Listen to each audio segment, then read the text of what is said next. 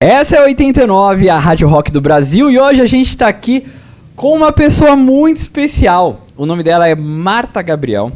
Ela é futurista, ela tem 7 TEDx. Ela fala sobre inteligências artificiais, ela fala sobre ChatGPT e tudo aquilo. O mundo vai acabar, não vai acabar? Seu emprego está ameaçado? Não está? Então, uma salva de palmas para receber Marta Gabriel. Oi, Marta, tudo bom? Meu querido, que prazer enorme estar aqui. Enorme, né? A gente já teve um tempinho atrás, de novo agora. Beleza. Você fala que na sua apresentação a gente falou futurista. É algo relacionado a, tipo, aos astros, a tarô? Como funciona esse futurista? Não, é muito legal, ó. Muita gente acha que futurismo é isso que você está falando, é adivinhação, uma bola de cristal. Na realidade, um futurista é um pesquisador que analisa sinais que apontam para cenários futuros. Então é muito interessante, porque todas essas tendências que vocês veem em publicações, tipo tendências para os próximos 5 anos, tendências tecnológicas, tendências de comportamento das crianças ou do consumidor, são estudos de futurismo baseados em dados e métodos que apontam cenários. Então é muito legal que você se prepara para cenário ruim para não deixar acontecer e você tenta fazer com que os cenários bons aconteçam. Um exemplo disso é toda essa questão que a gente fala hoje de ESG, a sustentabilidade, diversidade, porque a gente já sabe que se a gente não prestar atenção no clima, por exemplo, ou na diversidade, a gente vai ter um futuro ruim. A gente tem que resolver isso para chegar bem no futuro. Então a gente corrige aqui para acertar lá. Isso é estudo de futurismo.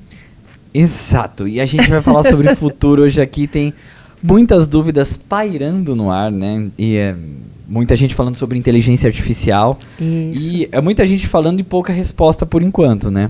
Começou, nossa, isso é demais, testa aqui, olha que legal. E agora já tá todo mundo assim, meu Deus, meu emprego, o mundo, o universo, né?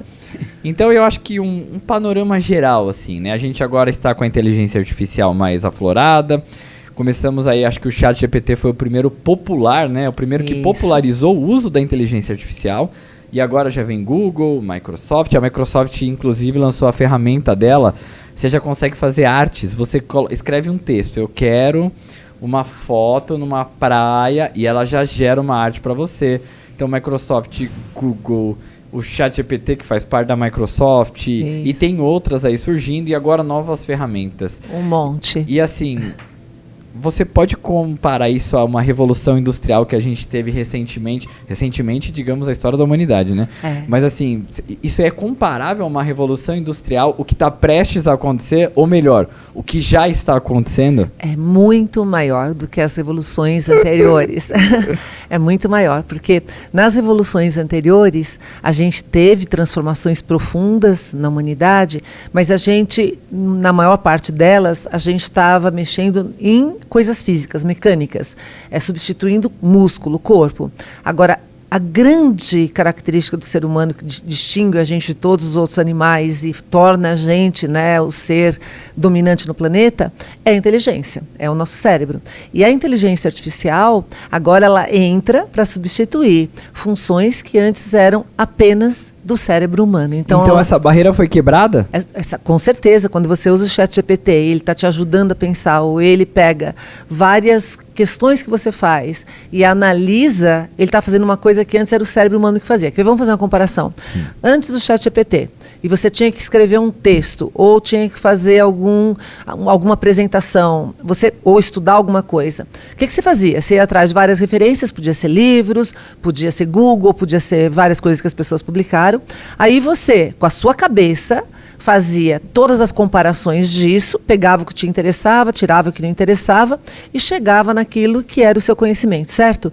O que a gente está fazendo agora? Você faz a pergunta para o ChatGPT, ele pega das bases todas, ele monta esse meio corpo aqui, que é o que ele vai usar, o que não vai usar, e já te entrega pronto. Isso era um trabalho que o cérebro humano fazia.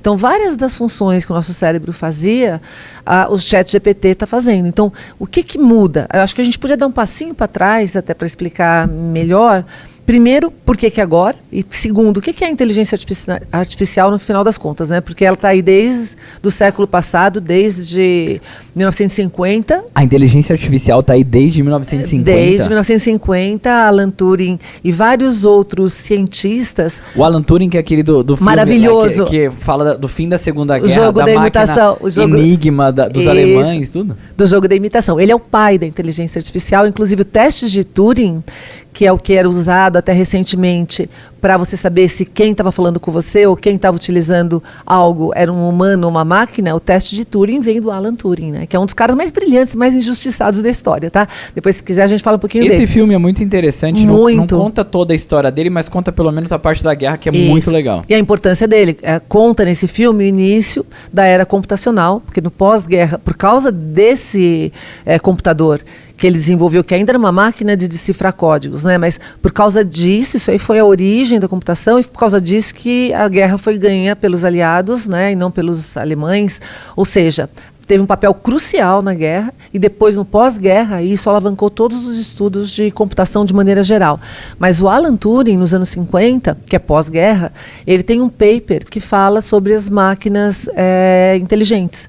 Então, desde lá, a gente tem já teorias, e muitas das coisas que a gente usa hoje, redes neurais, já tinha teorias no século passado e querendo desenvolver. A dificuldade é que a gente não tinha computação suficiente para isso, não tinha tecnologia suficiente para implementar isso. Inclusive, a singularidade, que é o estado quando as máquinas chegarem na inteligência humana e a partir daí você tem a superinteligência, isso também já foi falado muito lá atrás, nos anos 50, por outros cientistas que já imaginavam, tá bom, e se a máquina continuar evoluindo e chegar a um estágio que ela chegou no nível do homem e ela faz outras máquinas? Aí esse cara, von Neumann, ele fala o seguinte: então a gente não vai precisar fazer mais nada, porque a máquina vai fazer tudo, inclusive criar outros seres inteligentes para dar sequência. Então, toda essa teoria já existia, tá? Só não tinha como fazer. Tá, então a gente tem aí o filme como Exterminador do Futuro, a gente tem o Wall-E, que é a galera que vai pro espaço e basicamente fica sentada, até a massa corporal, o esqueleto ali no desenho muda por conta disso. Isso. Então não estamos tão longe disso, mas é a pergunta, chegou no humano, né? Chegou no pensamento humano. O meu emprego tá ameaçado. Então, depende do... Tá, lógico, todos os empregos estão ameaçados, inclusive o meu, tá? Só que a gente não vai perder o emprego para a inteligência artificial diretamente. A gente vai perder o emprego para um humano que sabe usar melhor a inteligência artificial. Tá? Então, basicamente, o que as máquinas fazem? Elas substituem atividades ao longo do tempo. Que nem eu falei, se você for escrever um texto agora, você não vai falar para a inteligência artificial, ela não escreve um texto sozinho para começar, tá? Você tem que falar para ela escrever alguma coisa e depois utilizar. Mas, se eu escrever melhor que você, eu perguntar melhor do que você, para ele refinando melhor do que você, eu ganho a posição e você perde. Ou ao contrário, se você consegue fazer alguma coisa melhor com ela do que eu, você vai para um outro patamar e eu perco. Então, sempre foi assim. Quem sabe usar melhor a tecnologia é que acaba substituindo quem não sabe utilizar. Mas não tem um emprego específico que, tipo, você fala, esse aqui não tem jeito, porque é algo muito mecânico, ou sei lá, é algo que não importa a pergunta que você... Ela não existe, tipo, não precisa uma perguntar série mais. De empregos, Isso, tem. Porque várias coisas você não vai precisar perguntar mais, porque são perguntas padrão, que acontecem. Por exemplo, vou dar um exemplo para você. Em 2017, JP Morgan, que é um banco americano, eles começaram a usar machine learning para aprender como fazer conciliação de contrato. Porque contrato, na parte de direito, muitas vezes substitui uma coisa que é bem certinho, né? Você começa a ter modelos onde você substitui dados. E eles substituíram em um ano 360 mil horas de advogados, com uma economia gigante. Isso agora? 2017. Isso foi em 2017? 2017, exato. E já estava sendo usada uma inteligência artificial para contrato? Já estava sendo usada inteligência artificial para um monte de coisa. A diferença de agora para até antes do ChatGPT é que já existia inteligência artificial num monte de coisa, mas as pessoas não sabiam, porque elas não sentiam. Era por detrás da interface. Então, por exemplo, quando você usa o Google, já há muitos anos você está usando por detrás machine learning, Waze, machine learning. Vários dos sistemas que bancos utilizam, até para fazer trade, utilizando inteligência artificial. Só que para a gente era invisível. Então, continuava, para a maior parte da população, como ficção científica. A gente não está tendo contato com isso. A partir da hora agora que isso veio para a mão das pessoas e democratizou, é que aí sim qualquer um pode ter acesso com as suas questões individuais, com o seu uso direto na inteligência artificial. Até eu faço uma comparação, se a gente puder falar aqui. A gente tinha o Web 1.0, que era onde as empresas utilizavam a web, faziam site e as pessoas usavam os sites que as empresas faziam. Inteligência artificial era assim até recentemente, tá? Que era o IA 1.0, eu chamo de IA 1.0. A partir da hora que a gente começou a ter redes sociais, começou a ter blogs, começou a ter formas de publicar na internet sem precisar de uma empresa, a gente passou para o Web 2.0 e isso esparramou. A gente está vivendo isso com a IA a partir do ChatGPT, que é a IA 2.0. Só que aí não é só o ChatGPT, né? É o ChatGPT que já está, né, na base, na engine de várias outras IAs e várias outras IAs que estão surgindo aí, generativas ou não, que estão na mão das pessoas para fazer um monte de atividades. Inclusive agora mexendo com imagem, que nem você falou, é o multimodal, né? Não só texto, mas também imagem, som, voz, vídeo, whatever. Ok, eu digitei aqui no Google agora profissões que serão extintas com inteligência artificial. Cliquei no primeiro link que apareceu. É um canaltech.com.br. 80 profissões que podem desaparecer em até 5 anos. Vamos ver se a Marta Gabriel, futurista, ela concorda. Vamos ver. Aqui tá assim, ó, arquivista, assistente jurídico, você falou agora sobre contratos. Isso. Assistente virtual, bibliotecário, jornalista. Temos vários jornalistas aqui na rádio. Jornalista, pesquisador, redator, várias profissões aqui. Revisor de textos, recrutador, que é a galera do RH aí também faz o recrutamento, né? Não só isso, né? Mas isso. Tradutor, tutor, agente de viagens. Essa da agente de viagens eu fiz do teste. É incrível. Essa doeu aqui o meu coraçãozinho.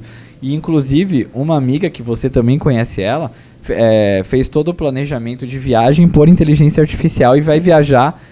Ela só não fez a compra porque ainda... Não está integrado. Não está integrado. Já existe alguns serviços que integraram, mas é tudo perdido. Ainda não tem nada, um lugar que você ainda não está com infraestrutura legal. Aqui continua.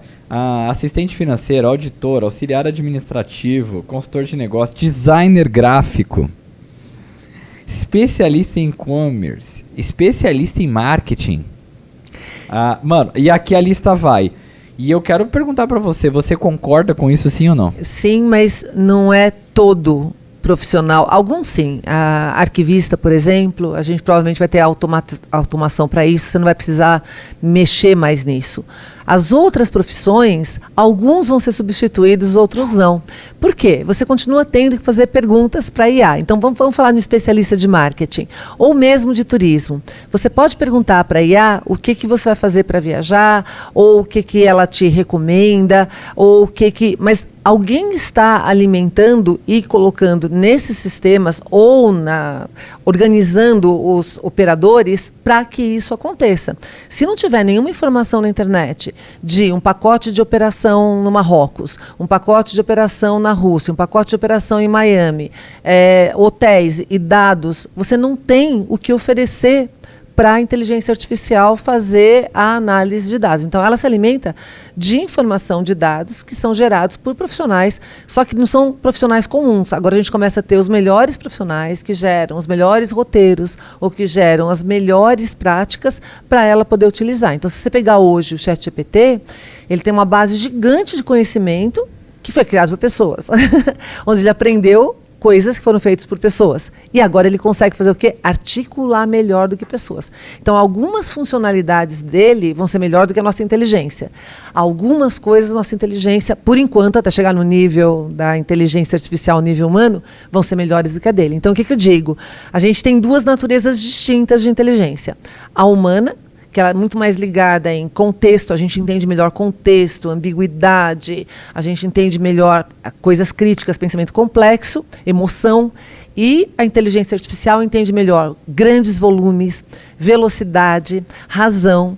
E tem um outro problema com relação à inteligência artificial, que é um dos problemas mais difíceis de resolver, que aí sempre, pelo menos até a gente chegar no nível humano, vai ser necessário, que é a questão do alinhamento de inteligência artificial. Não sei se você já ouviu falar disso. Alinhamento? Estou falando que isso aí tem a ver com horóscopo. Tipo, alinhamento dos planetas. O que seria isso? Alinhamento é o seguinte. Quando você pergunta alguma coisa para outra pessoa, a outra pessoa subentende um monte de coisa que ela nem percebe que ela subentende. Então é o equivalente ao gênio da lâmpada. Você já viu aquelas brincadeiras de faz o primeiro pedido, a pessoa fala, tudo que eu vou encostar vira ouro. E aí literalmente o gênio faz isso, e você vai encostar em comida, vira ouro, você encosta no seu filho, vira ouro, você encosta no seu que, vira ouro. Não foi isso que você pediu, mas foi isso que você pediu. E isso é falta de alinhamento, porque como o outro ser não tem a ideia do que você quer, ele arrisca aquilo, e ele não consegue entender o contexto. Tanto que a brincadeira que a gente tem é que se você pegar o gênio da lâmpada, normalmente você faz um pedido, você faz o segundo e o terceiro para desfazer os outros dois, porque... Deu ruim. Deu ruim. Tem uma frase que fala que se Deus quisesse enlouquecer o homem, ele atendia todos os nossos desejos. Então, de novo, a gente não tem um alinhamento hoje de interpretação da IA. É um problema muito difícil de fazer, porque você tem várias nuances de comportamento, várias nuances de cultura, várias nuances que estão subentendidas e que não, na realidade, estão subentendidas pela IA, e são subentendidas facilmente por um ser humano. Então, essa parte de contexto e cultura. Então, por causa disso, enquanto a IA não chegar no nível humano, provavelmente a gente tem humanos interagindo. A outra coisa que era legal a gente falar, tem toda essa lista aí de trabalhos que provavelmente vão ser muito afetados. Eu não digo eliminados, alguns provavelmente gradativamente vão ser eliminados, outros não. Mas é importante a gente dizer que toda vez, e já tem um estudo do Fórum Econômico Mundial bem recente agora, dizendo que vão ser criados mais empregos do que destruídos com a IA. Como aconteceram... Ah, é? Isso. Como aconteceram com todas as revoluções, tá? Se você pegar a quantidade de empregos criados e destruídos nas revoluções anteriores, você vai ver que sempre foi criado mais. O problema é que é criado mais depois que a revolução acontece. E aí você já descartou pessoas. Como antigamente era lento, até você descartar alguém, já mudou de geração, está tudo certo, o cara se aposentou.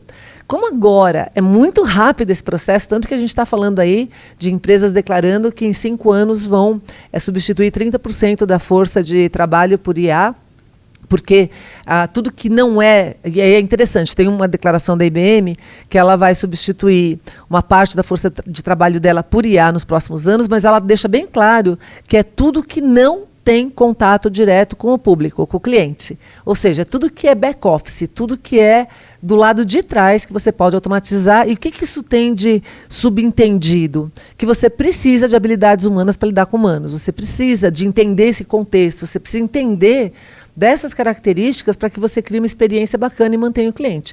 Então, de novo, a gente está por um caminho evolutivo bem rápido, mas vão ser criados empregos novos, com certeza. Aí a questão que fica será que a gente está preparado? Tem que se preparar. IBM quer trocar 7,8 mil trabalhadores por humanos. Trabalhadores humanos por IA. Desculpa, ali errado. É uma notícia real, né? Então a gente está falando. Tá, aí você falou, a gente tem que se preparar. Isso. O que um profissional precisa fazer, tipo, hoje, agora, para se preparar para isso, para utilizar primeiro, né, melhor a inteligência artificial para tirar proveito e talvez até como migrar de área, né? Ou como ela pode aproveitar a sua área para ir para... Ou usar na área dele, né? Porque ela vai estar em todas as áreas e você consegue ter um diferencial competitivo na sua. Olha, para você usar melhor a inteligência artificial que está surgindo agora, precisa de 2 coisas. A primeira, saber perguntar. Todas elas. Quem sabe perguntar é rei nesse cenário. Tanto que está surgindo uma nova profissão agora, que é engenheiro de prompt, que é quem sabe perguntar. Todas as empresas estão loucas atrás desses caras, porque se você souber perguntar de maneira adequada, você usa todo esse potencial que essa tecnologia tem para pensar melhor. Então, aprender a perguntar. E segundo, aprender a utilizar essas plataformas. São muitas. Então, estão surgindo vários modos de utilização. Nós vamos falar de alguns deles aqui. Inclusive multimodal, que você pode criar filmes, você pode criar storytelling, você pode criar um monte de coisa utilizando essas todas as ferramentas. Mas você tem que ter familiaridade com elas. Então, antes de familiaridade com elas, tem que aprender a perguntar. Para aprender a perguntar, Você precisa ter pensamento crítico. Hashtag fica a dica. Se você não tiver pensamento crítico no cenário que a gente está agora, não é só por causa da IA, é por causa de todo o resto. É para você conseguir entender o que é real, o que não é real, o que é fake news, o que não é, qual tecnologia que você deve usar ou não, se você deve ou não fazer determinado. Nem tudo que a gente pode, a gente deve. Nem tudo que você pode. Hoje a gente pode muito, mas muito do que a gente pode, a gente não deve fazer. A gente devia ter freios, né, nas nossas ações. Então, pensamento crítico é uma coisa que a gente não aprendeu na escola, agora é que estão tentando melhorar. Não é só no Brasil, é no mundo inteiro. Alguns países são melhores, outros são piores, mas não é uma habilidade que a gente desenvolveu, porque a gente aprendeu muito a reagir, a responder, não a perguntar, antecipar. Então, a gente aprendeu a fazer o que na escola? Você não precisa analisar o cenário, você precisa responder o que o professor falou, que é daquele jeito, né? Ou aprendeu aquilo que já foi dado, ou aquilo que já existiu, e agora a gente tem que antecipar. Então, se você quiser, posso dar uma pincelada do que a gente precisa para ter pensamento crítico. Pode, se você quiser enumerar os 5 principais, pode até ser, porque aí o cara já anota. Ó, os 5 principais itens, os 10, quanto você quer? Fala 5. 5. São 5. Os 5 pilares. Pilares que você precisa do pensamento crítico. Vamos lá, número 1. Fechou. Número 1, ceticismo amável. Tem que ser ceticismo amável. Não entendi nem a frase, mas então, vamos lá. Bora lá. Gente, tem que ser cético. O que é um cara cético? É o cara que pergunta tudo. Ele não acredita em nada até que você tenha uma fonte ou um dado, algo fidedigno para ele basear o pensamento dele. Então, ceticismo, sabe aquela coisa de perguntar não ofende? Exato, perguntar não ofende. Quem pergunta é porque quer saber, não é para te provocar, tá? E tem que perguntar de maneira amável. O que a gente não pode ter, é o que a gente tem visto hoje, é muita gente gritando e não perguntando, né? Então, é muito legal o conflito de ideias, é péssimo o confronto de corpos. Então, a gente está tendo uma polarização gigante de gente brigando, quando na realidade a gente devia ter um monte de gente discutindo, entretendo a ideia do outro, né? Chegando a outros patamares de conclusão, porque a gente está trocando ideia aqui, a gente está tentando achar um caminho melhor. Então, pilar número 1, ceticismo amável. Ok, eu só acredito vendo mesmo, você vai questionar tudo. Tudo, vou questionar tudo até... Então, eu vi um infográfico. E aí, quem que foi que fez esse infográfico? De onde que vieram os dados para fazer esse infográfico? Qual foi a data? Para mim, eu vejo muita coisa na internet sem data, eu falo, gente, texto sem contexto é pretexto para qualquer coisa. Se eu não sei a data com que aquilo foi feito... Quer ver um exemplo? ChatGPT 3. Quando ele surgiu, muita gente começou a utilizar sem saber que a base de dados dele ia até 2021. Aí teve um cara que falou para ele, quem é o presidente eleito do Brasil? Foi logo depois da eleição agora, né? Aí, foi em janeiro desse ano. Aí o ChatGPT respondeu o Bolsonaro. Aí o cara falou, ChatGPT tá enviesado, tá não sei o quê, papapá.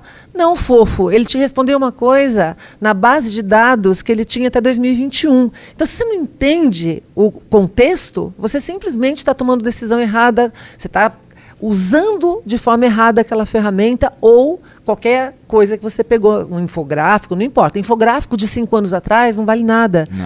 Nada. Então, de novo, tá? Então, ceticismo amável, ó, coraçõezinhos. Número 1.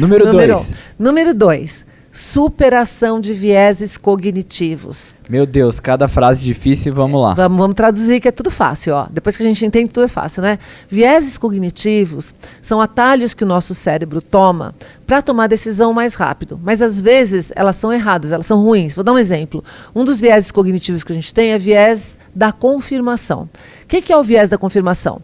Você pode ver 1 milhão de dados. Lembra do ceticismo, que é o primeiro? Agora, se eu olhar 1 milhão de dados e esse 1 milhão de dados tiver várias coisas que são contra o que eu penso e várias coisas que são a favor do que eu penso, o que a gente faz? A gente despreza aquilo que a gente... você não concorda. Isso daí não é minha opinião, então eu... Você despreza. E aí você só pega para justificar aquilo que você concorda. Isso é viés. Como é que eu faço para me desenviesar? Existem mais de... Deixa eu só falar um parênteses. O celular dela tocou agora e tocou com o riff de Guns N' Roses, Sweet Child of Mine. Yeah! Marta Gabriel é do rock. Yeah! Tudo bem, não tem problema. Maravilhosa, então valeu, né? Vai, vamos lá. Então, continuando. Então, como é que eu faço para desenviesar? Para desenviesar, eu preciso conviver com pessoas diferentes. Gente, a gente tem mais de 180 vieses cognitivos, tá? Então, se você é humano, você está enviesado. Então, quando você toma uma decisão, quando você pensa algo, hashtag fica a dica, você pensou errado. A gente sempre tem a chance, quem que é a pessoa número 1 que você tem que desconfiar? De você. E como é que eu me desenvieso? E é isso, porque, tipo, você já tem uma ideia meio que formada na sua cabeça, né? Isso, você tem um conhecimento limitado, você tem um background limitado, você tem uma cultura limitada, você tem formação limitada. Então, como é que eu faço para eu ter a visão do outro? Como é que eu faço para me desenviesar? Eu preciso conviver com pessoas diferentes, com pessoas que têm outros vieses. Você quer falar? Não, pode ir. Com outros vieses. Então, por exemplo, vou dar um exemplo. Quando você viaja sozinho, você vê um monte de coisa incrível, você acha que a viagem foi maravilhosa. Faz essa viagem com uma criança. Ela vai ver 50 coisas que você não viu. Você fala, mas como é que ela tirou essa foto? Eu estava lá e eu não vi. Pois é, se você viajar com 5 pessoas diferentes, quanto mais diferentes elas forem, mais coisas diferentes elas vão ver, que você não viu, porque elas têm vieses diferentes. Então, como que a gente se desenviesa? Convivendo o máximo possível com pessoas o máximo diferentes de você.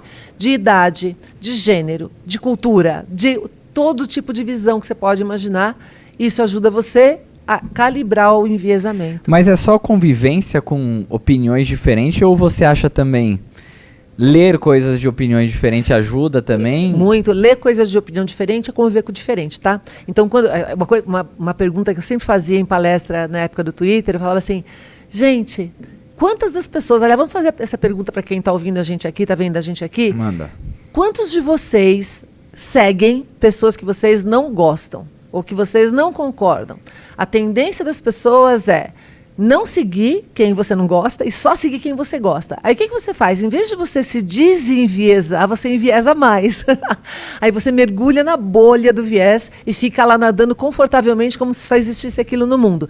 Esse é um dos grandes riscos que a gente tem no cenário que a gente está agora. Antigamente era mais difícil você entrar numa bolha. Porque você vivia no mundo físico, até você achar o cara da sua bolha, você tinha que enfrentar as diversidades, né? Pessoas que pensam diferente de você. Hoje, você acha a sua bolha de qualquer lugar do planeta, em qualquer instante. E aí você reforça toda aquela coisa que você acredita que às vezes está errado e você não abre a sua visão. Então, por isso que a gente começou a ter bolhas muito mais fortes depois da internet. Então, ó, superar viés cognitivos. Ceticismo amável 1, superar vieses cognitivos 2. E agora número 3? 3 é um super difícil. Ah, meu Deus. Você tem que aprender lógica, argumentação e retórica. Lógica, argumentação e retórica. Eu vou explicar por quê. Ó. Lógica, se você não tiver lógica, você não entende as consequências e causalidades entre as coisas, os acontecimentos. Quem já tentou discutir com alguém que não tem lógica? Impossível. A pessoa não consegue enxergar por que uma coisa afeta a outra, ou por que aquilo não pode ser ou pode ser de outras maneiras. Então, lógica é fundamental. Infelizmente, a gente não tem muito lógica na época que a gente está até o colegial, né? Ensino secundário a gente não tem. O que você acha que pode ajudar no estudo de lógica? Estudo de lógica, estudar lógica. Tem curso de lógica, pode ir lá. Quem faz programação estuda lógica, porque senão você não consegue concatenar. Mas assim, quem não é da área e quer aprender mais lógica? Busca na internet curso de lógica. Curso de lógica. Curso de lógica. Existe curso de lógica para você entender. Inclusive nos cursos de lógica, você começa a ver o que uma coisa... um dos testes que a gente faz é por que isso pode ser assim ou isso aqui nunca poderá ser assim? Por que se uma coisa... Um exemplo de lógica é se todo pássaro tem pena, né? E todo mamífero tem pelo. O que pode ser pássaro e o que pode ser mamífero? Você vai separando ali. Então, isso é lógica. Ou seja, se é só essa regra que você está colocando, eu vou conseguir separar os animais, vou conseguir fazer essa relação. Se você começar a colocar mais coisa, então, por exemplo, o animal X, ele tem pena, mas tem bico. Então, se ele tem pena e tem bico, ele é pássaro, então como é que faz com o ornitorrinco? Ele não é porque ele é mamífero. Então, você começa a fazer as variações de o que é lógico, o que não é, e quais as regras que definem a conduta lógica. Lógica é fundamental, senão você não consegue entender, porque se você fez alguma coisa, é incoerente você fazer outra, né? Então, é fundamental. A argumentação e retórica, normalmente a gente também não tem, a gente aprende gramática, quase todo mundo aqui aprendeu gramática. Quem normalmente aprende argumentação e retórica é o pessoal que faz teatro, jornalismo, televisão. E quem faz engenharia que nem eu, tive que aprender depois, tá? Porque senão você não consegue... Por que é importante, então? Vamos voltar. Por que jornalista consegue escrever textos incríveis, dialogar de forma incrível? Porque sem argumentação e retórica, você não consegue entender o que o outro está falando e não consegue falar. Então, imagina que eu tenho uma ideia legal. Como é que eu coloco a minha ideia para você se eu não tenho... Se você não sabe se expressar, você não vai me convencer. Não. E se eu não tenho argumentação, eu não consigo. Porque a argumentação é uma outra habilidade que é entender o que você está falando, verificar se aquilo tem lógica ou não tem lógica, se aquilo está coerente com aquilo que eu quero falar, tirar tudo quanto é discrepância para te dar uma devolutiva. Veja como a argumentação não é uma coisa simples de fazer. Se você não sabe fazer isso, é muito o que a gente tem visto hoje que polariza o mundo. Política. Política, por quê? A pessoa não quer discutir. Na hora que ela não tem mais o que falar, ela não sabe argumentar, o que ela fala? Não quero falar sobre isso, você não vai mudar minha opinião. Você já não viu pessoas falarem isso? Claro, toda hora. Toda hora. A grande maioria. Isso, e eu, vira e mexe, eu pego dos dois lados, tá? Eu pego e pergunto, olha então, vamos conversar. Me dá dados, me dá informação de por que você acredita que tal candidato é bom para isso, isso, isso. Aí a pessoa fala, eu argumento. Ela fala, eu argumento, com outros dados. Até que chega uma hora e fala, eu não quero mais falar sobre... Eu falo, não, mas eu não quero te convencer o contrário. Eu quero me convencer... De que você está certo. Que você está certo. É o contrário. É o contrário. Eu quero entender por que você pensa assim e por que o outro pensa assado. Né? Então, argumentação e retórica é fundamental para isso. Ok, então agora vamos para o número 4. 4, que é o que eu mais gosto. O 4 é repertório. O repertório, ele é o alimento do pensamento. Se você não tem repertório, você não tem que pensar. É simples assim. E aí, como é que a gente adquire repertório? É basicamente se educando, então estudando, lendo, aprendendo, fazendo curso formal, curso informal, etc. Até assistindo coisas. Assistindo, lógico. Assistindo séries, tem séries incríveis para você aprender coisas. Aliás, se a gente for olhar, que aí eu coloco duas categorias, né? Uma que é estudando formal ou estudando intencional, e o outro é o informal ou pela experiência. Quando você viaja, quando você experimenta um alimento... Eu já comi de tudo que você imaginar, tá? Já comi grilo, já comi escorpião na China, já comi tubarão fermentado na Islândia. Eu experimento tudo, eu testo tudo. Já pus a tarântula no braço, nado com... Ou seja, tudo que você puder ter de experiência, ele amplia o seu repertório para pensar e ver o que faz sentido e o que não faz sentido. E quando você convive com mais coisas, por exemplo, aqui em São Paulo, se você sair de ônibus, de metrô, prestando atenção de verdade, não no automático, no que está acontecendo em volta, você aprende com todos que estão ao seu redor. Tudo que você vê que é fora do seu universo, você enxerga algum valor diferente ou como que as pessoas vivem. Então, é esse olhar atento para você adquirir repertório. E a terceira maneira de adquirir repertório é a diversidade também. Quando você convive com alguém muito diferente de você, você soma o repertório dessa pessoa. Então, por exemplo, eu quando meus filhos eram pequenos, e às vezes eles vinham falar de coisas que eu nunca tinha ouvido falar, porque, sei lá, era coisas que falaram na escola, coisas que eram das brincadeiras deles, e eu olhava aquilo e falava, gente, isso é genial. Eu viajo muito. E aí, quando eu viajo, eu presto muita atenção no que tem valor, o que não tem para esses outros países. E você fala, uau, esse cara pensa assim, e eu estava ali toda preocupada com uma bobagem, e ele vive dessa maneira que é incrível. Então, os repertórios distintos, aí de novo, pode ser gênero, pode ser idade, pode ser cultura, pode ser... Quanto mais diferente, melhor, tá? É sensacional. E o último pilar, ó, que é o quinto. Que é o quinto, ó, gente, os 4 primeiros, eles são bastante racionais, tá? Eles são bastante, tipo, achar a melhor solução dentro do contexto que a gente tem. Só que você achar a melhor solução sem levar em conta a humanidade, você vira utilitarista. Você mata um para salvar 100, você não pode fazer isso, certo?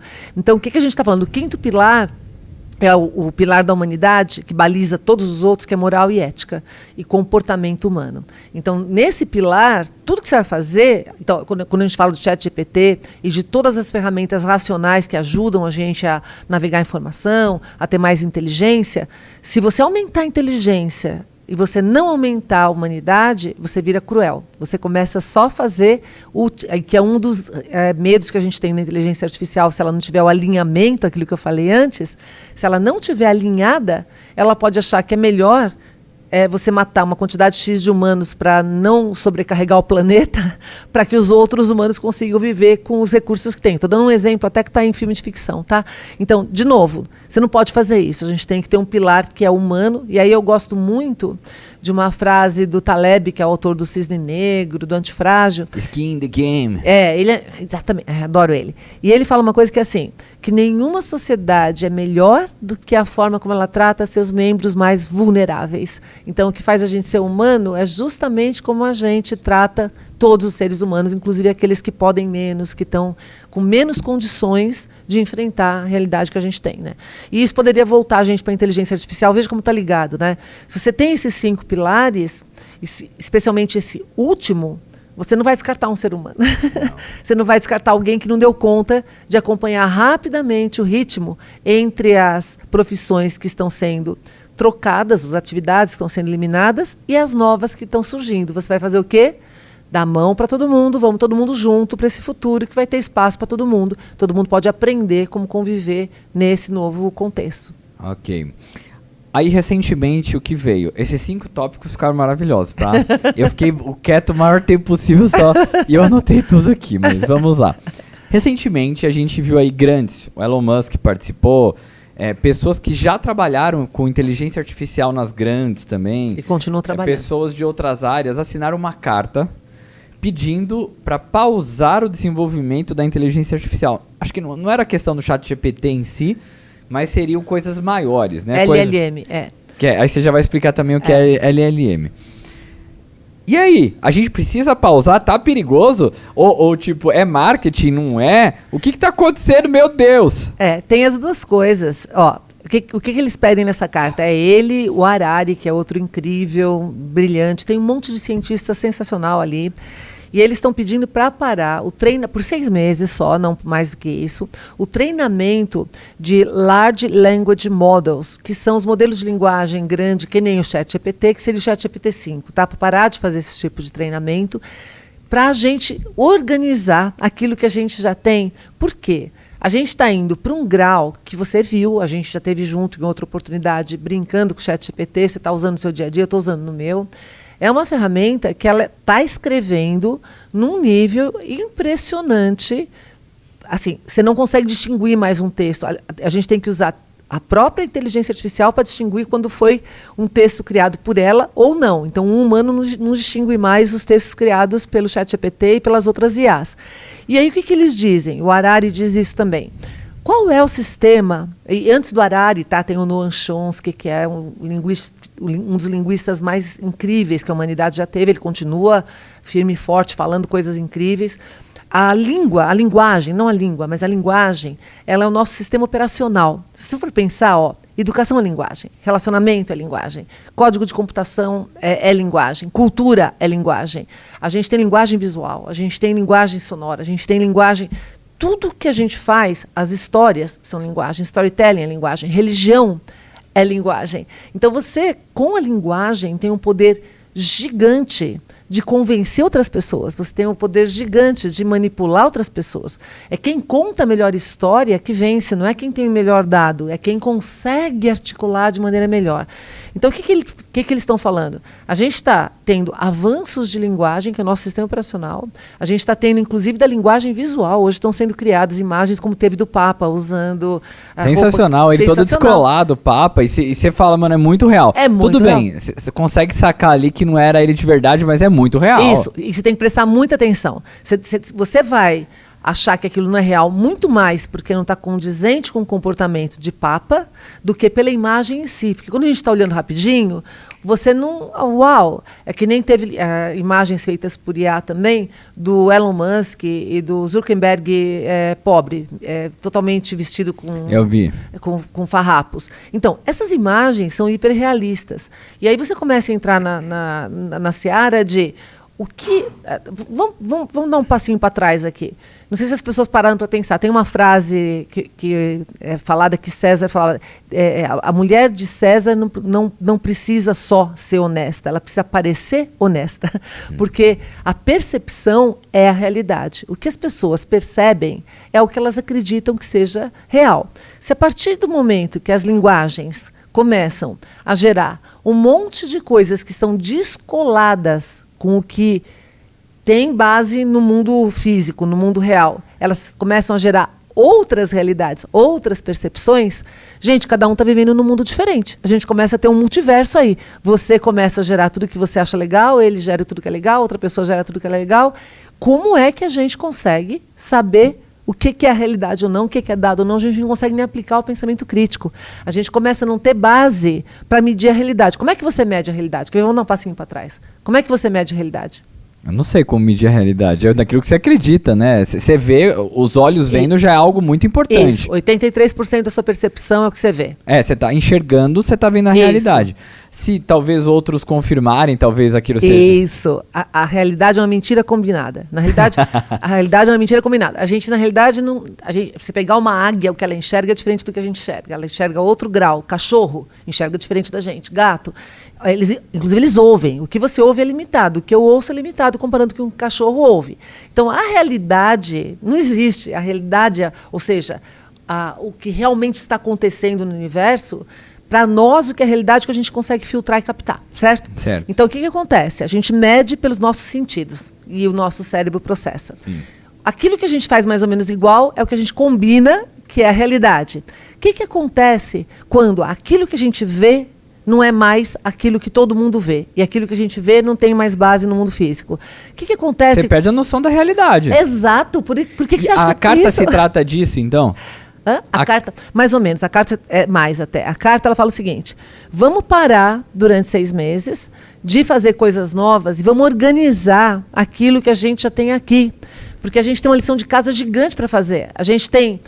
uma das questões mais importantes hoje de inteligência artificial é... Outro dia me perguntaram, tá? Vai sair até... É um episódio que a gente vai entrar no ar em Portugal, internacional. Como que a gente garante que as inteligências artificiais vão ser éticas e vão ser corretas e vão ser humanas? Eu tenho uma pergunta. Como a gente garante que as inteligências artificiais vão ser éticas, humanas? Como a gente garante isso? Então, aí quando me perguntaram isso, eu falei assim, como é que a gente garante que a humanidade vai ser ética? A gente é isso já? A gente não é. A gente não conseguiu resolver isso. Em casa, a gente não conseguiu... Ainda na sociedade, a gente tem uma diferença gigante entre países, entre culturas, a gente tem vieses em tudo quanto é coisa que a gente faz, a gente tem pessoas injustiçadas, a gente tem um monte de problema. E a gente está querendo ensinar uma IA a fazer... Que nem quando você quer ensinar seu filho, olha, você não pode fazer isso, isso, isso, você está fazendo tudo errado. Então, o que essa carta tem como proposta? Que a gente dê um passinho para trás, a gente tem muita lição de casa para fazer, antes da gente dar os próximos passos. Qual é o problema? Todo mundo sabe que essa carta é utópica. Você não consegue parar o desenvolvimento de IA no mundo. É impossível. Ninguém tem o poder disso. A grande vantagem... mas tem interesse do Elon Musk porque ele ainda não está com uma IA tão evoluída quanto a do ChatGPT. Gente, é lógico que todo mundo tem interesses individuais. Mas a grande questão dessa carta que eu acho incrível, ela fez todo mundo pensar sobre o assunto. Ninguém estava falando disso. Então, um tema que é moral e ética de IA, que todos nós que estudamos isso há bastante tempo, estamos discutindo, eles trouxeram isso à tona para todo mundo pensar um pouquinho. Eu acho que esse é o grande mérito. Eles não são ingênuos a ponto de achar que todo mundo vai parar, mas eles colocaram essa questão no centro da mídia, e isso é muito importante. Ok. Ouvindo um podcast gringo, acho que chama All In. Você conhece esse podcast? Não. Acho que é All In. Eu posso estar com o nome errado, mas não tem problema. Eu ouvi inteiro, era um episódio que... É um dos podcasts de tecnologia que tem a maior audiência do mundo. E eles estavam debatendo sobre inteligência artificial. Então, eu acho que 5 caras ali, e eles debateram por mais de hora ali, falando sobre inteligência artificial. Obviamente, ninguém concordou com ninguém ali, mas foi interessante ouvir. Sim. Porque eles começaram falando sobre inteligência, que legal, que demais. Falando sobre música, não porque os artistas, não porque o mercado da música vai mudar. Várias coisas. E acabou falando em fim do mundo, né? A gente entrou pro assunto do fim do mundo e passou por diversas coisas. Uma das coisas que eles trataram ali, né? Foi até a possibilidade da internet não ser mais livre para você poder ter o controle. Por quê? Porque, segundo um deles, ele estava alegando que você ganha uma escalabilidade muito grande quando você tem uma IA. E estavam vindo os agentes GPTs aí que você junta várias IAs, ele vira quase um secretário seu. Isso. Ele faz todo o serviço ali para você, juntando várias IAs, que ali ele já conseguia fazer uma evolução gigantesca. E aí? você acha que corre o risco da internet ter que parar de ser livre para você poder medir tudo aquilo que vai ser desenvolvido? A gente vai ter que usar uma sandbox para o cara poder fazer um desenvolvimento controlado? Corre o risco da gente fazer um ataque hacker que pode parar um país? Então, esse risco já existe, de ataque hacker que pode parar país, que pode parar usinas, que pode parar plantas. Isso já existe, já está acontecendo várias... Com IA? Com IA, para você ter ideia. Ó, tem um curso que eu fiz no MIT em 2018, que o Centro de Tecnologia do MIT, eu esqueci o nome ele tem um nome específico, que é o de ciência.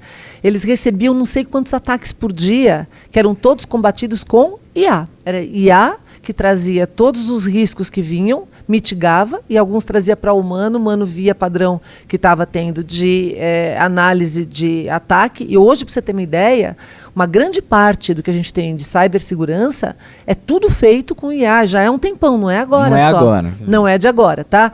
A questão dos agentes, tem um livro incrível do Steve Johnson, ele esteve no Brasil o ano passado, eu fiz a mediação dele no Fronteiras do Pensamento, que chama A Cultura da Interface. Esse livro é de 2001. O último capítulo desse livro era agentes. E ele já falava, a gente já tem agentes, quer ver há quanto tempo? O spam, que filtra spam, na realidade, né, de qualquer servidor, ele é um agente inteligente que vai analisando padrões e eliminando os spams. Antigamente, ele pegava muito mais e-mail relevante do que ele pega agora, né? Agora ele está muito mais eficiente. Muito. E você fala para ele assim, você errou. Ele não erra mais. Isso, ele corrige. E aí, o que ele está aprendendo? É um sistema inteligente. Agora, você conseguiria hoje utilizar a internet se não tivesse um anti-spam? Dá uma olhadinha lá no que ficou trapped no anti-spam. Você não consegue mais. Então, os agentes, naquela época, a gente já sabia que a gente ia ter agentes computacionais para fazer, por exemplo, quando você sabe que eu gosto de viajar até a terceira fileira, sentada na janela, quando é no voo São Paulo-Rio do lado direito, eu não preciso ficar fazendo isso repetitivamente várias vezes. Um agente, quando for comprar a passagem, já faz isso para mim, já configura a melhor opção possível dentro daquilo que eu quero. Então, os agentes já era uma tendência, e quanto mais os sistemas tiverem informação sobre cada um de nós, porque hoje ele tem pouca, hoje a gente ainda não está 100% com um gêmeo digital, né? Você não tem todos os meus dados, mesmo porque eu nasci no outro século. Imagina quem nasceu agora e vai ter todos os dados, cada vez mais dados, porque não é só os dados que você colocou de peso, altura, dados que são medidos conforme você vai operando as coisas, né? Ele vai analisando o que são suas preferências. Cara, na hora que um agente olha isso, um agente inteligente, ele vai aprendendo com os seus padrões de comportamento e evolução, ele vai começar a tomar decisão por você. Já tem muita gente que toma decisão por você, como o anti-spam, por exemplo, e o Waze, por exemplo, se você vai fazer uma rota, um caminho, ele está tomando decisão que você vai seguir, porque ele analisa melhor os sinais do trânsito na cidade e aquilo que você vai fazer, que é um direcionamento. Então, vamos voltar um pouquinho para os agentes de inteligência artificial. Eu tenho usado alguns, tem o Playground, tem o God Mode Spaces, que ele funciona como um agente de queries ou de prompts para ChatGPT, de perguntas. Você diz qual é a sua intenção, o que você quer, qual é o problema que você quer resolver, de uma maneira bem sintética. E aí ele vai te fazendo um coach em como que ele vai resolver isso. Então ele vai perguntar para o ChatGPT algumas coisas, aí ele volta, aí ele pergunta para você, olha, eu preciso de mais dados disso. Vamos dar um exemplo? Fala um prompt que eu posso lançar aqui, qualquer prompt, tarefa, vai. Eu estou no godmode.space. .space. Pergunta para ele, qual é o estado da arte hoje de estudo... Qual o estado da arte hoje? No estudo de computação quântica. E quais as tendências? Eu posso logar com qualquer conta, será? Ou ele é de graça, não? Ele não é. Então, ele é até um pouquinho. Ele faz um pouquinho de ChatGPT-4, depois você... Então, como é que ele funciona, né? Esses sistemas, eles funcionam em cima do ChatGPT-4 e eles utilizam não só o ChatGPT-4, mas eles utilizam tudo que estiver disponível na internet. Então, ele procura dados no Google, aí ele vai lá e usa a inteligência criativa, generativa do GPT-4, ele escreve arquivo, ele lê arquivo, ele faz um processo completo para ir te guiando na solução de um problema. Bom, coloquei aqui, aí ele deu aqui 3 opções. Sugestão, né? Eu vou falar em inglês aqui, mas rapidão só para entender. Ele deu 3 opções. Review the current state of research in quantum computing, including recent breakthroughs and advancements. Segunda sugestão ele dá. Identify the key trends and developments in quantum computing that are likely to have a significant impact of the world, such as a quantum cryptography and quantum machine learning. Yes. E opção de número 3, analyze the potential implications of these trends and developments for various industries and fields, including finance, healthcare and cybersecurity. Na realidade, são as 3. O que ele está falando eu estou sugerindo essa linha de ação. Eu vou olhar quais são as grandes tendências, vou analisar os impactos dela e depois vou analisar nas áreas. Mas eu consigo adicionar elas. Elas não estão adicionadas. Ele não deixa eu continuar enquanto eu não adicionar. Você tem que dar um ok, ele vai fazer as 3. Não? Ele vai escolher uma delas. Ele pede ele vai pegar todo ladinho. Já sei qual que é. Então escolhe eu posso adicionar todas.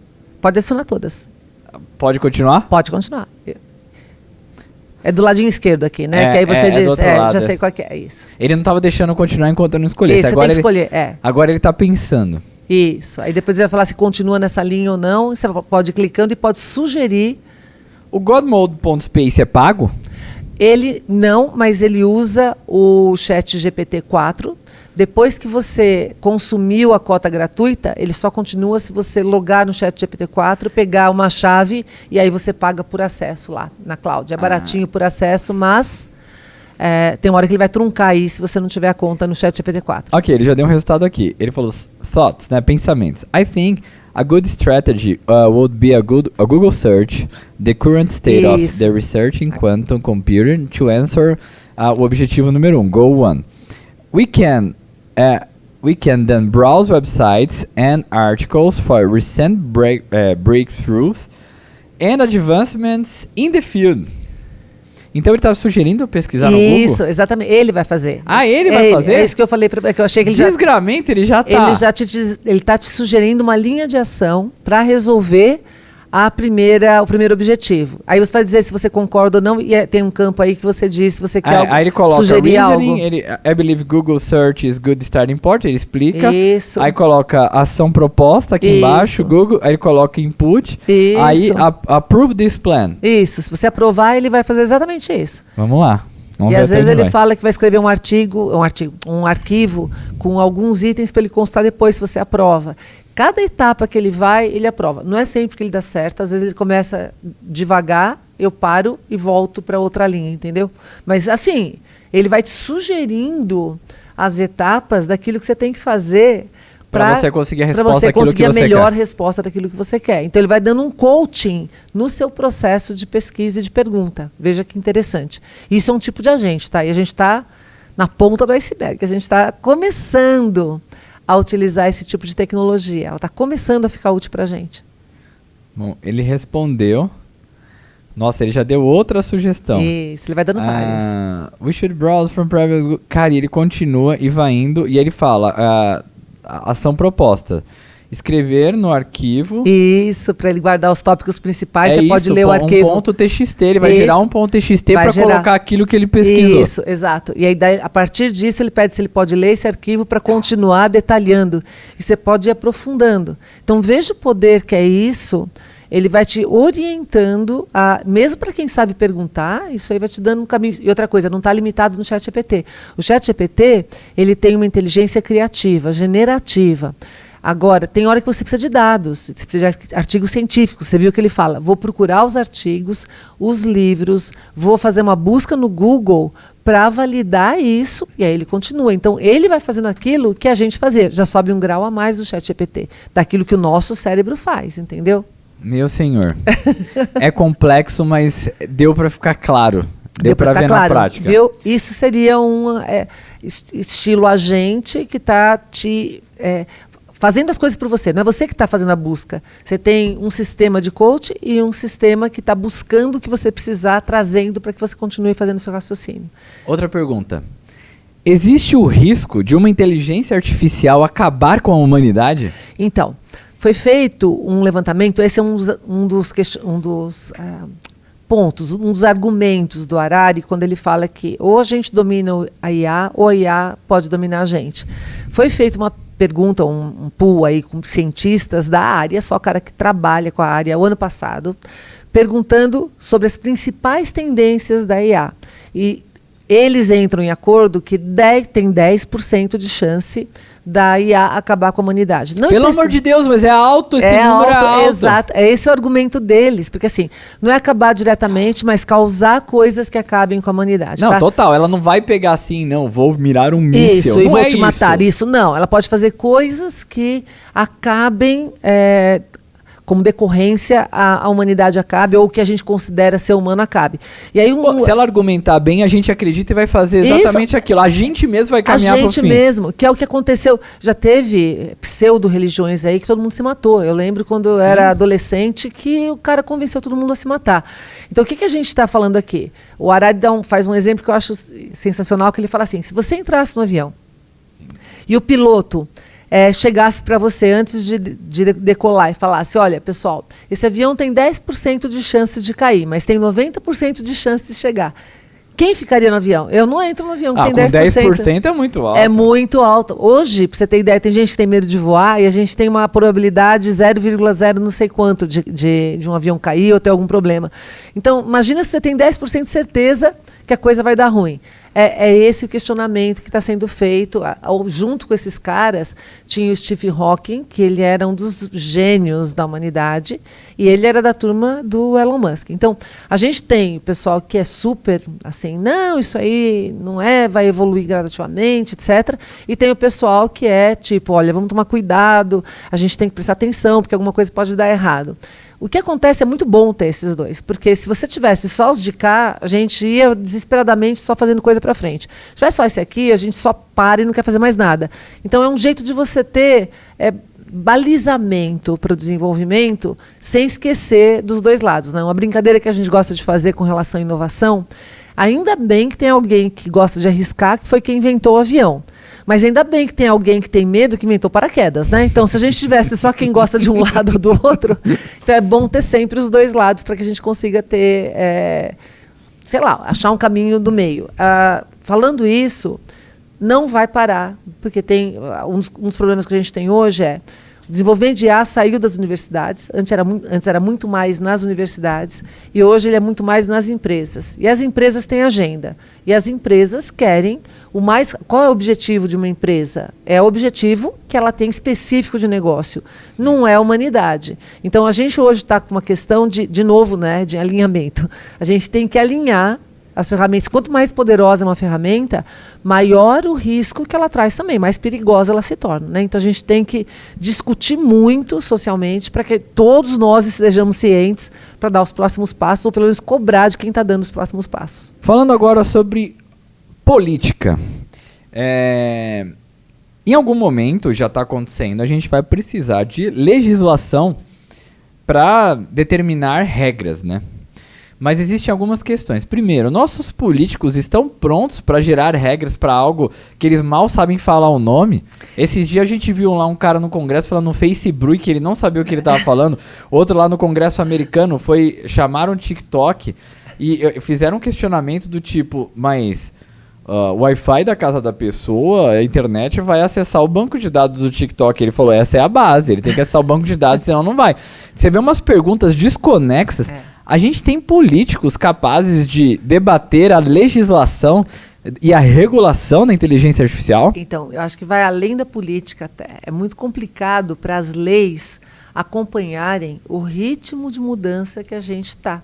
Se você pegar o poder que a gente tem hoje do ChatGPT-4, com que a gente tinha disponível de acesso para o usuário no ano passado, já é totalmente diferente. Então, teria que mudar a forma como a gente faz a regulamentação e a fiscalização desses processos. A Europa é o lugar mais avançado do mundo em relação a isso. Para você ter ideia, quando a gente ainda nem falava de privacidade de dados, eles já tinham o GDPR, que é a lei deles de proteção geral de dados. Aliás, a lei brasileira e muitas leis no mundo vêm inspirada na Europa. Você vai lembrar de um documentário que é o Privacidade Hackeada, que conta a história da Cambridge Analytica, todo aquele escândalo que teve durante a eleição também, né, e utilização inadequada de dados. Aquilo foi, o processo entrou na Europa, não nos Estados Unidos, porque a Europa tinha lei para isso, e foi de lá que começou todo o processo que acabou derrubando a Cambridge Analytica.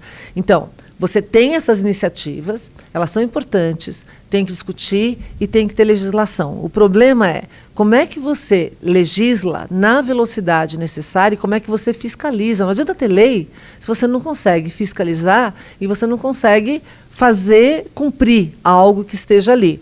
E aí eu vou dar um exemplo em paralelo, só para a gente ver como a gente precisa de novas formas de medir a realidade e novas formas de regulamentar.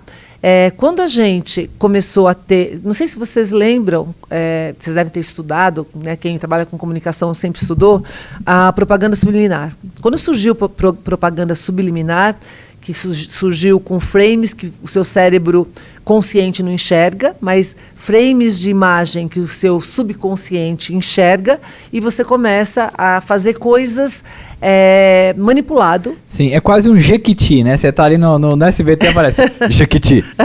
Brincadeira, pode continuar. Mas é isso, algumas imagens, algumas coisas que o seu cérebro não, o consciente não vê, mas o subconsciente capta, né? Então, toda a televisão, ela é regulada para garantir que você não tenha propaganda subliminar. Ou seja, você não vai deixar alguém colocar alguma mensagem embutida dentro de um filme, dentro de uma propaganda, etc. Aí eu pergunto para você, quem regula isso na internet, no YouTube? Todos os vídeos que estão no YouTube... É um volume violento. Então, e não tem, a menos que você tenha alguma ferramenta para fazer uma análise de se tudo que você está vendo tem ou não tem, você não tem mais como regular coisas que antigamente a gente regulava porque a gente tinha uma fonte emissora. Então, o que a gente está falando hoje? A mesma coisa acontece com os desenvolvimentos de AI. A gente precisa fazer um acordo entre todos que estão trabalhando com isso. A gente tem que incluir todo mundo na discussão. Por isso que, de novo, a gente volta para aquela carta, que ela pode ser simbólica, mas essa chamada de responsabilidade para toda a humanidade e para governos. O problema de governo é pior, porque o que acontece? Quando a gente está falando de empresas, e você está chamando para responsabilidade, para a humanidade, a gente está falando de uma forma geral. De governos, o primeiro que chegar no nível de inteligência artificial, no nível humano, que é IA a nível geral, ele, em uma semana, ele tem mais desenvolvimento do que milhares de anos de história da humanidade como pensamento do cérebro humano. Então, o que a gente está falando? O cara que chegar um dia antes nessa IA, tanto que ele tem uma vantagem competitiva gigante com relação ao resto do mundo. Então, o que a gente está vendo? Estados Unidos e China estão numa corrida para chegar na IA o mais avançada possível já faz anos. Em 2018, num evento que eu estava no MIT, no Vale do Silício, a gente teve uma tarde inteira só de China falando sobre os planos deles até 2030, e eles estão cumprindo. A gente viu entrar nessa corrida Israel, Canadá, vários outros países. Então, os países querem o melhor para os seus povos. Quando a gente viu países preocupados com o ChatGPT, a Itália baniu o ChatGPT por um período, né? Por quê? Porque não tinha nenhuma legislação ou nenhuma declaração de que você é criança ou não é para usar o ChatGPT. Você tem 6 anos, pode usar o ChatGPT? Teoricamente você não poderia. Não tem. Como é que ele usa os dados? Agora no 4 ele está dizendo melhor como é que ele usa os dados. Se você apagar as suas queries, ele não vai usar aquilo para treinamento, mas você está lá interagindo com a ferramenta, ela está aprendendo com você. E você quer que ela aprenda com você para ser utilizado por outros? Tem dado seu que é dado sigiloso ou dado sensível que ela não deveria expor para ninguém? Não tem essas regras, porque está em beta e está todo mundo usando uma ferramenta em beta e está todo mundo feliz da vida utilizando.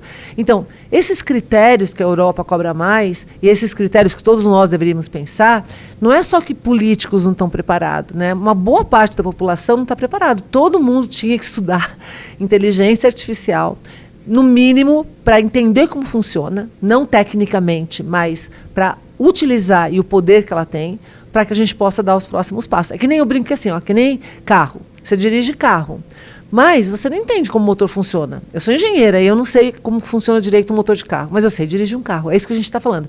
Você não precisa entender como o motor funciona. Você precisa entender como que um carro te ajuda a cumprir funções. O risco de você dirigir um carro, ele pode matar, ele pode salvar, ele pode N coisas. Mas se você não souber isso, você não pode ter um carro. É disso que a gente está falando, é esse diferencial que a gente tem.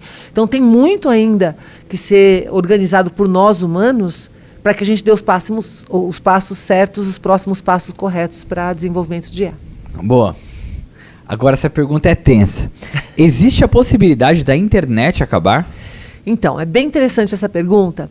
Existe essa possibilidade. Tem um livro que chama 404. 404 é o código na internet de File Not Found. né? File Not Found é um 404. 404. Procura uma página qualquer aí. Se ela não existir, você vai receber uma mensagem de essa página não existe, e traduzindo em linguagem computacional é 404 o código que volta para ela falar isso para você.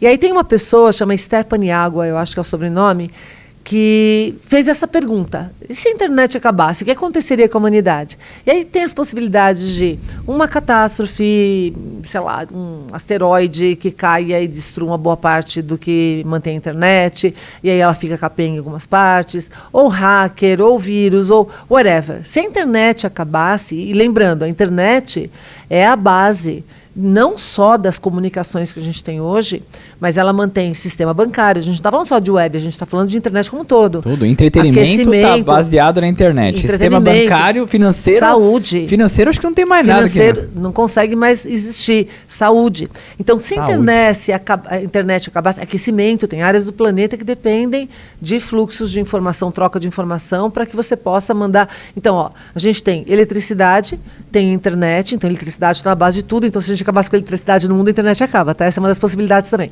Então a gente tem eletricidade, tem internet, e aí, em cima dela, inclusive, para funcionar o ChatGPT ou qualquer coisa que a gente faz, precisa ter acesso de qualquer lugar, senão ela não tem valor, né? Então, se a internet acabasse, ela acaba chegando à conclusão, né, com estudos, que em 24 horas a gente entra em estado Walking Dead, assim, catástrofe apocalíptica. Imagina, se a internet para, se para só o WhatsApp, o povo já fica louco. Nossa. Se para um aplicativo, o povo fica louco. Pouquíssimas vezes o Google teve problema do Gmail estar fora do ar, ou alguma coisa do Google está fora do ar. As pessoas ficam por algumas horas assim, descontroladas. Se 24 horas a gente parasse a internet, você não consegue fazer compra. Nem que você vá no mercado, ele não tem como dar o lançamento daquele produto para te dar, ele não tem como fazer novos pedidos. E aí entra naquele estado de calamidade que as pessoas começam a competir por recursos e brigar por recursos. Se isso se estende um pouquinho mais, acabou a humanidade. Então a gente está falando dos cenários possíveis de coisas que podem acontecer. Uma delas é se a gente não tivesse a internet mais. A mesma tecnologia que faz você chegar num patamar mais avançado de desenvolvimento, ela passa a ser o elo frágil para que você se mantenha naquele patamar. A gente tem estudos de civilizações antigas, que nem a gente tem Angkor Wat no Camboja, no ano 1000, é incrível aquilo ali, é um complexo tão maravilhoso quanto a gente tem os sítios no Egito, né, os sítios arqueológicos, os sites arqueológicos no Egito. Eles chegaram a ter 1 milhão de pessoas vivendo nessa região no Camboja, em Angkor Wat, que é um complexo de templos e etc. E qual é o problema? Eles tinham aqueduto, eles tinham várias das tecnologias que permitem que muitas pessoas morem junto. Só que quando você tem muitas pessoas juntas, elas começam a ter que comer. E aí, se você começa a comer o que está em volta, e começa a plantar, desmatar, não chove mais, não tem água para ter esgoto e para ter qualquer tipo de recurso, né, para você viver, as pessoas vão embora e fica abandonado. Então, é a mesma tecnologia que te permite evoluir. Se você não tomar cuidado, e se você não mantiver, e se você não prestar atenção nas outras do ecossistema, você pode regredir ao invés de evoluir. A tecnologia não evolui sozinha, tá? Ela evolui com a gente. E aí ela regrede sozinha. Se você abandonar, ela volta e para de existir. E existe uma possibilidade, por exemplo, de um cenário de guerra ou qualquer outra coisa que pareça... A internet basicamente são cabos submarinos que ligam países, que ligam data centers em outros lugares, ou dentro do país ou fora. Isso. E existe a possibilidade de alguém ir lá e meter a tesoura em vários cabos e causar um cataclisma aqui no Brasil? Existe como a gente se proteger disso? Como funciona isso? Então, a gente hoje, existe possibilidade sim de você acabar com a internet inteira. é algo muito difícil porque ela é descentralizada. Então a gente sempre tem polos, partes que funcionam. Você teria que acabar com tudo quanto é servidor, com tudo quanto é conexão. Isso é praticamente impossível. É mais fácil acontecer isso se você tiver uma queda de energia no planeta, algo que impeça a gente de ter eletricidade ou alguma coisa assim. Mas dá para você sim isolar partes ou você causar estragos bastante grandes que deixem áreas completamente ruins. Tanto que, só para você ter uma ideia, a cyberataque, uma das coisas mais visadas para cyberataque são plantas de energia. Porque se você tirar a energia de uma cidade, todo o restante fica mais fácil de você detonar, porque você já tirou os sistemas que funcionam utilizando a energia. Aliás, tem vários filmes sobre isso. Com relação aos ataques, a gente tem cada vez mais sistemas sofisticados para fazer ataque, sim. E não só, você já deve ter ouvido falar de Distributed Denial of Service. É ataque para você sobrecarregar uma rede para que ela não funcione mais e aí você não consiga operar. Já existe isso já acontece. Você não invade a rede, você só sobrecarrega ela. Isso. É mais fácil, né? É mais fácil de você fazer ela não operar. Se a gente for fazer uma analogia aqui, é que nem você tem uma loja no shopping. E aí, imagina que um concorrente seu, o que ele faz? Ele pega e manda um monte de gente para sua loja dizendo que você está vendendo sorvete de graça. E, na realidade, você vende roupa. Você vai receber um monte de gente que não está interessada em roupa. Não vai conseguir atender ninguém. Não vai conseguir atender ninguém. Quem foi ver roupa não vai conseguir ver Não roupa. vai conseguir. Ele vai atrapalhar os clientes que são verdadeiros e ainda vai ter um monte de gente com sorvete derretendo na sua loja, fazendo sujeira nas roupas. Então, isso é um ataque para fazer denial of service, para você não poder trabalhar. Tem vários tipos de ataque. Cada vez mais a gente tem hacker que sabe utilizar ferramentas sofisticadas. Você e eu e uma pessoa comum na área que elas trabalham, elas não estão focadas em desenvolver a melhor tecnologia para se defender. Eles estão na melhor tecnologia para tentar atacar, né? Então, esse é um risco que todos nós estamos, tanto que se você pegar a ONU, o Fórum Econômico Mundial, os órgãos que estudam tendências, as duas principais ameaças que hoje a gente tem no planeta é a parte de sustentabilidade do meio ambiente e a segunda é cyberataques, é a parte de segurança de cyberataques. É um dos maiores riscos que a gente tem hoje como pessoa. Questões de segurança são questões de vida. Se você não tem segurança, você morre. Se você não tem segurança, você não consegue viver bem. Então, segurança é fundamental. Boa. Outra pergunta, Smart Cities. Yes. Como funciona, o que é, do que se alimenta, como se reproduz, brincadeira, mas o que é, dá pra fazer, é utópico também, não já é? Tem. Já tem. Explica o que é, então. Explico, ó. Smart Cities são cidades inteligentes, né, traduzindo para português, que se você utilizar todas as tecnologias da quarta revolução industrial, que é inteligência artificial, internet das coisas que captura dados, se usar blockchain, se você utilizar big data, você consegue analisar os fluxos de dados da cidade para tornar ela mais eficiente. Exemplo, um trânsito da vida. Trânsito é um exemplo. Então, hoje já tem sistemas que analisam por vários tipos de sinais. Vou dar um exemplo de um sinal que já tem anos que a gente sabe disso, que está sendo usado em alguns protótipos nos Estados Unidos, que é o para-brisa do carro ter um sensor. Quando um carro ou vários carros começam a mexer o para-brisa, o que isso significa? Que ali chovendo. tem chuva. Você não precisa nem ter previsão do tempo, tá? Ali está acontecendo uma coisa de chuva. Naquele momento está chovendo. Naquele exato. momento está chovendo. E com isso você consegue avisar os outros motoristas para desviar o trânsito de lá. O Waze já usa vários sinais para tentar fazer isso na parte de trânsito. Mas dá para fazer muito mais. Dá para fazer na parte de energia. Eu lembro que há uns anos atrás, antes da pandemia, eu visitei o Empire State Building, que é um edifício antiguíssimo em Nova York, e ele foi todinho reconfigurado para ser inteligente, tanto para energia quanto para iluminação. Então, o que acontece? Que é a mesma analogia que você pode fazer para a cidade. Você pega os dados de iluminação que estão entrando nele agora, por exemplo, um dia ensolarado tem muito mais luz natural. Um dia menos ensolarado, você precisa aumentar a luz artificial para você manter a iluminação agradável para o ser humano. Quando tem muita iluminação fora, você não gasta energia dentro, você não precisa colocar luz dentro. Quando não tem, aí você gasta um pouquinho mais.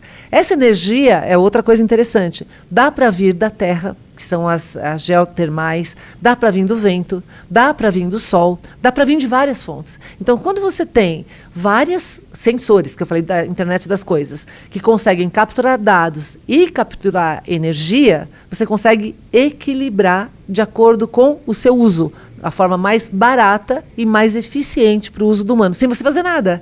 Você é só um humano que a gente sabe que você gosta de um certo tipo de iluminação, um certo tipo de conforto térmico, um certo tipo de característica. A gente está falando isso de conforto. Saúde é outra coisa que é para a sociedade 5.0, seria tudo inteligente, tá? Se a gente fizer a cidade inteligente, a saúde inteligente, a educação inteligente. Par de crime também, delegacias inteligentes. Tudo. Aliás, esses dias eu vi uma notícia de um sistema de IA que consegue fazer predição de crime, até por causa de padrões de locais. Então, aquilo de Minority Report, a gente está vendo as IAs evoluindo para fazer a parte de predição. Então, a inteligência artificial, uma das características dela é conseguir analisar padrões e predição. Em função do que ela tem aqui, ela analisa milhares de padrões e quando aquilo começa a acontecer, ela sabe que aquilo vai para um determinado caminho, ela prevê e fala para você, olha, isso aqui tem chance de dar errado. Então, utilizando isso, imagina na saúde, um sistema que saiba todos os padrões para que a sua saúde deteriore e compare com o que você está acontecendo agora com você. Ela te avisa antes de você ficar doente que você tem que fazer XYZ. Ou avisa o seu médico que isso está acontecendo.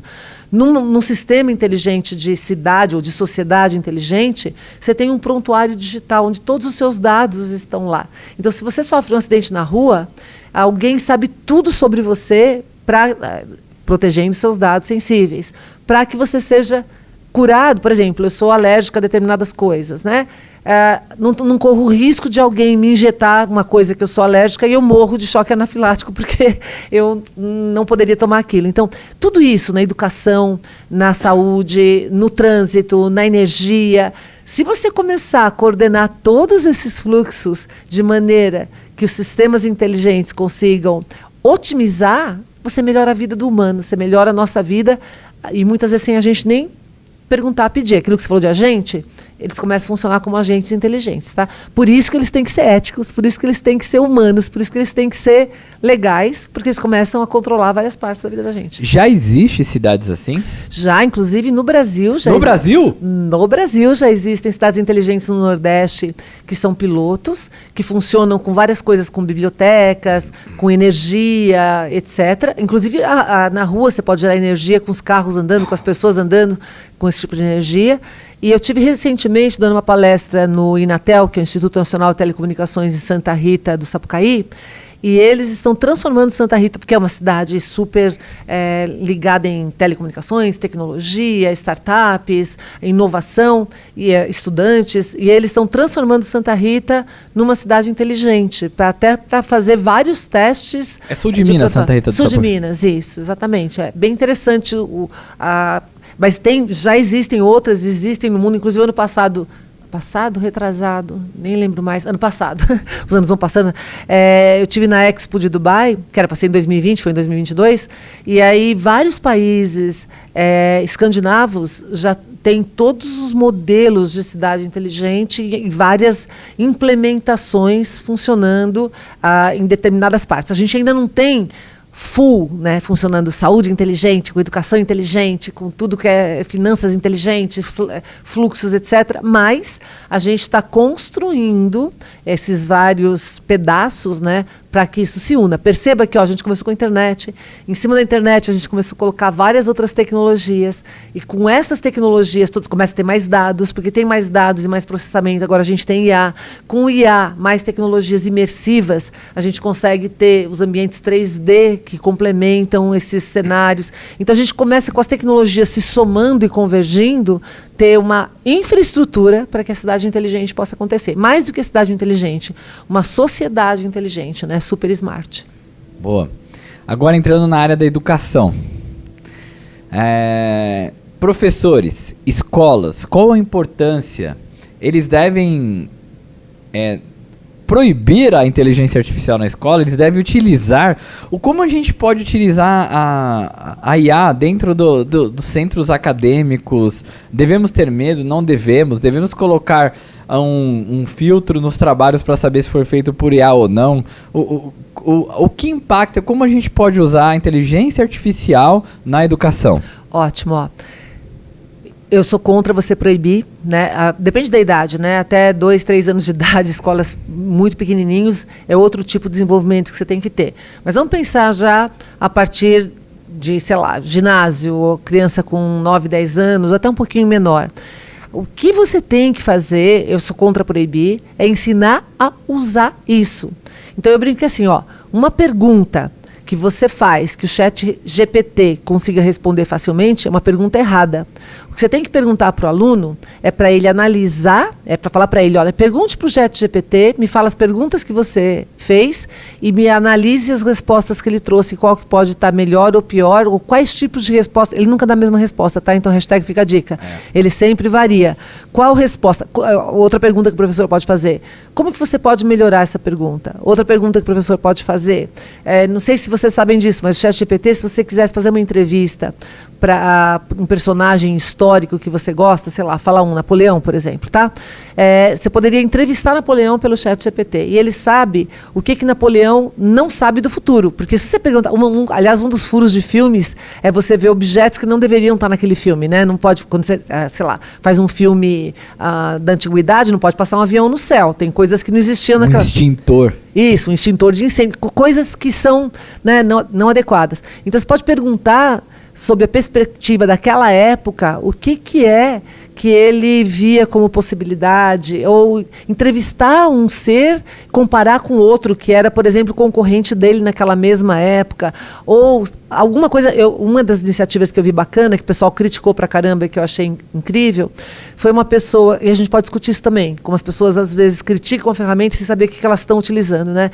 Foi um cara que ele entrou no Midjourney e pediu para fazer, olha que ideia legal, pediu para ver como que seriam selfies, se existisse selfie na época do Homem da Caverna, se tivesse selfie na época da Santa Ceia, ou selfie na época sei lá, dos guerreiros romanos, como que seria o selfie? E aí aparece lá as pessoas todas rindo, fazendo selfie com os caras em volta, e aí um monte de gente criticou porque os caras tinham tudo dente lindo, e naquela época os dentes não deviam ser aquilo, que os caras estavam rindo, eles não deviam rir, porque eles deviam ser mais sisudos, que não tinha mulher, que não sei mais o que, papapá.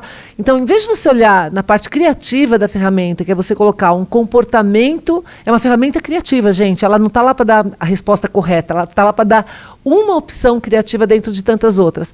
O mais incrível foi a pergunta do cara, que foi a pergunta criativa de como que será que é um selfie, como seria um selfie com esses personagens ao longo da história.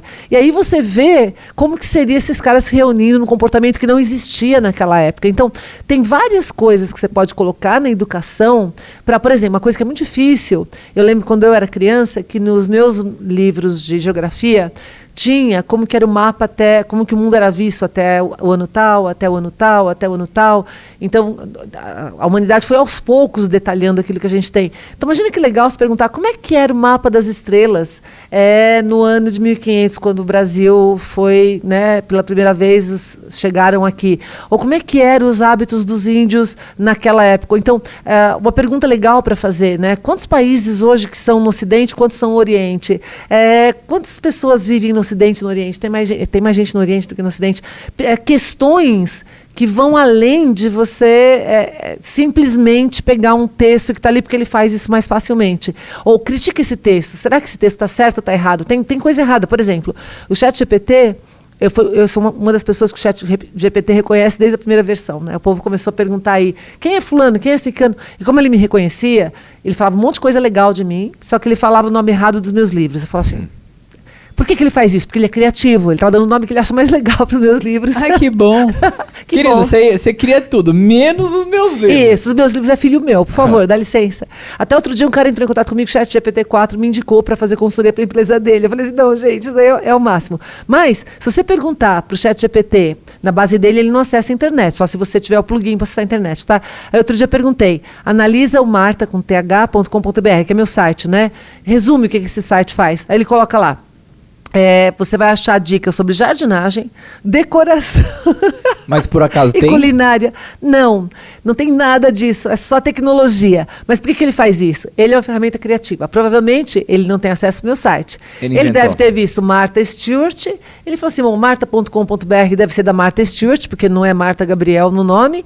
E ele deu um chute. Então, nem tudo que o ChatGPT responde É verdade. Por isso que é legal esses agentes, porque ele vai... Você reparou que ele busca no Google, busca paper, busca livro, aí ele faz um match aqui, aí analisa com a inteligência do ChatGPT. Então, nem tudo que você imagina, a gente pode comparar isso, nem tudo que eu imagino é a realidade ou é verdade. É uma possibilidade criativa, que eu vou fazer o quê? Eu vou analisar junto com os dados do mundo se aquilo tem valor ou não.